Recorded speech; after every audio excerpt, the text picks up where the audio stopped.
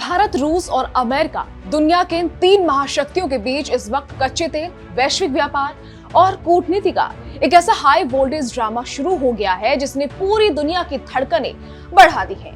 एक तरफ अमेरिका की तरफ से भारतीय कंपनियों को रूसी तेल खरीदने के लिए मिली छूट खत्म होने की कगार पर है, तो दूसरी तरफ रूस के विदेश मंत्री सर्गेई लावरोव ने नई दिल्ली आकर खुलेआम दहाड़ दिया है कि भारत ने जब भी मांगा हमने तेल दिया और आगे भी देंगे।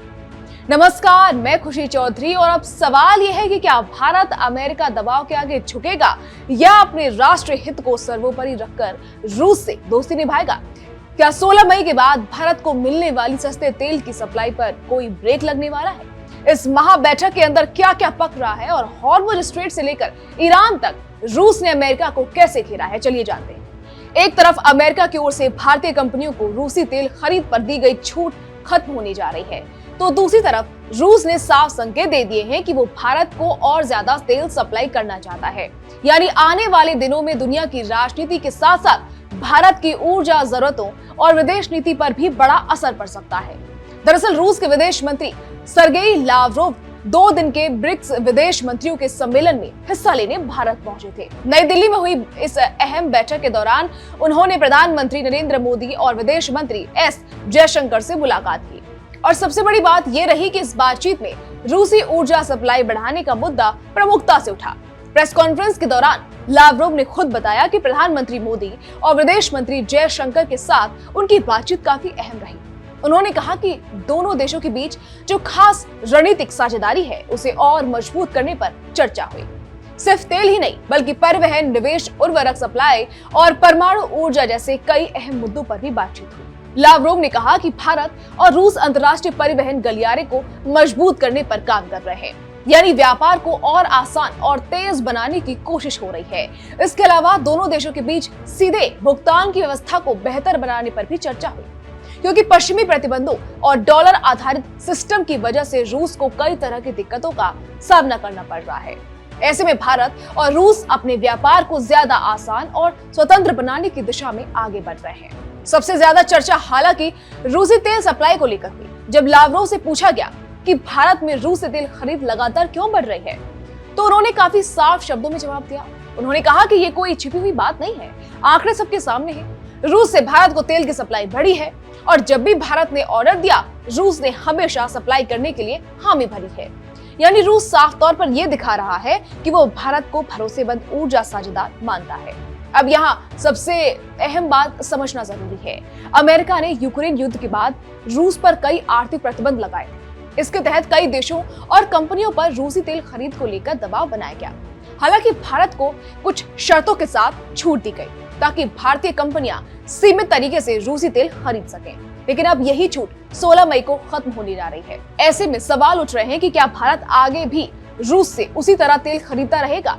क्या अमेरिका इस पर और दबाव बनाएगा और क्या इससे भारत अमेरिका रिश्तों पर असर पड़ेगा? क्योंकि पिछले कुछ सालों में भारत ने रूस से सस्ता तेल खरीदकर काफी फायदा उठाया है। इससे भारत को ऊर्जा लागत कम रखने में मदद मिली और घरेलू बाजार में तेल की कीमतों को कंट्रोल करने में भी राहत मिली। यही वजह है कि भारत के लिए रूस एक अहम ऊर्जा साझेदार बन गया।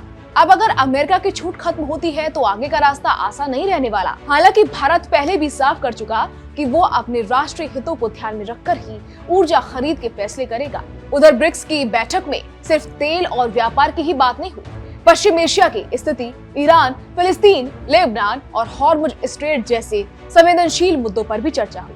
लावरोव ने कहा कि इस साल भारत में होने वाले 18वें ब्रिक्स शिखर सम्मेलन की तैयारियों पर भी बैठक में फोकस रहा।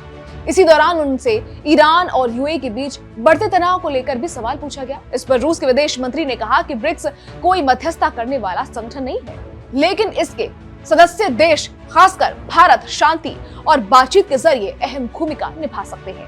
उन्होंने अमेरिका और ईरान के बीच चल रही बातचीत में पाकिस्तान की भूमिका का भी जिक्र किया। अब बात करते हैं हॉर्मुज स्ट्रेट की, जिसे दुनिया की सबसे अहम तेल सप्लाई लाइनों में से एक माना जाता है।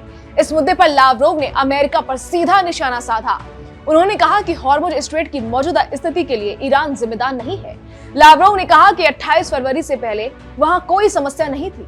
जहाज पूरी तरह सुरक्षित तरीके से गुजर रहे थे, लेकिन हालात तब बिगड़े जब क्षेत्र में सैन्य तनाव और आक्रामकता बढ़ी। उन्होंने अमेरिका और इजरायल की नीतियों की भी आलोचना की। लावरोव ने कहा कि अमेरिका दावा करता है कि वो क्षेत्र में डर और आतंक खत्म करना चाहता है, लेकिन असल मकसद कुछ और होता है।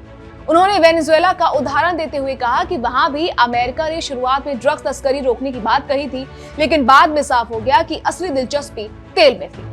रूस के विदेश मंत्री ने इशारों में यह भी कहा कि पश्चिम एशिया में जो कुछ हो रहा है उसके पीछे ऊर्जा राजनीति की बड़ी भूमिका है। अब पूरी दुनिया की नजर भारत पर है, क्योंकि भारत इस वक्त ऐसे मोड़ पर खड़ा है जहां उसे अमेरिका के साथ रणनीतिक रिश्तों और रूस के साथ ऊर्जा साझेदारी दोनों को बैलेंस करके चलना है। एक तरफ अमेरिका भारत का बड़ा रणनीतिक साझेदार है, तो दूसरी तरफ रूस काफी टाइम से भारत का भरोसेमंद सहयोगी रहा है। ऐसे में आने वाले दिनों में भारत कौन सा रास्ता चुनता है, ये सिर्फ भारत ही नहीं बल्कि पूरी दुनिया के लिए अहम होने वाला है।